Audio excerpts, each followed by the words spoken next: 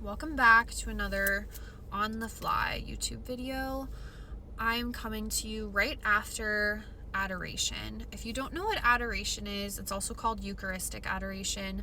It's where you go to a Catholic church and there's usually a smaller chapel, and you get to sit in the chapel and you sit with a consecrated Eucharist, which means you're sitting in the real presence of Jesus Christ. It is the most peaceful, beautiful, calm, enjoyable experience you will ever have besides the Holy Mass. But I think adoration is essential, coming second to the Holy Mass. But I digress. So whenever I'm in adoration, sometimes I'll journal or read, but I really like to just sit in silence with God. And I think that's when we can hear God the most. It's also awesome if you're someone who is like around people all day or you're on your phone all the time. Going to adoration is just silence with God. It's so, so beautiful. But the thought I had today in adoration was Protestants and Catholics, I truly believe, both love Jesus Christ the same. We're all doing what we truly believe is right and true in our heart. I was Protestant for a while and I loved Jesus just as much. I just wasn't living the fullness of our faith.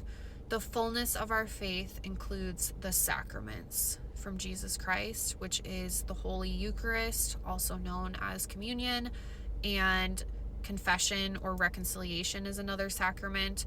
Marriage is actually a sacrament. I know a lot of people I know that are Protestants don't know that, but holy matrimony is one of the 7 sacraments in the Catholic Church. So it is a huge deal. But the thought I had with all of this is we probably love God just as much, no matter what denomination we are. But as a Catholic, I get so much more from God as a Catholic than I ever did as a Protestant. And it might sound selfish, but I know it's really not.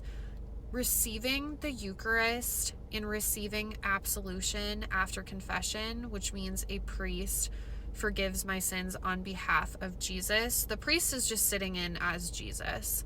And when I go to confession and receive communion every week, it is the greatest feeling and peace and love and joy and contentment I've ever felt in my life. And I did not have that in the Protestant church. So even though I loved Jesus just as much, even though I was trying just as hard, whether I was Protestant or Catholic, I was trying with everything I had to follow Jesus Christ fully.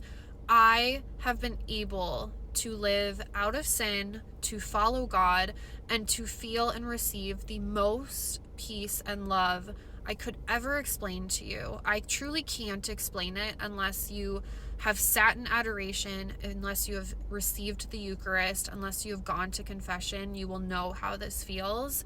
But selfishly, I just want people to be Catholic because you will get so much more out of it being in the Catholic Church than you will in a church without the Holy Eucharist.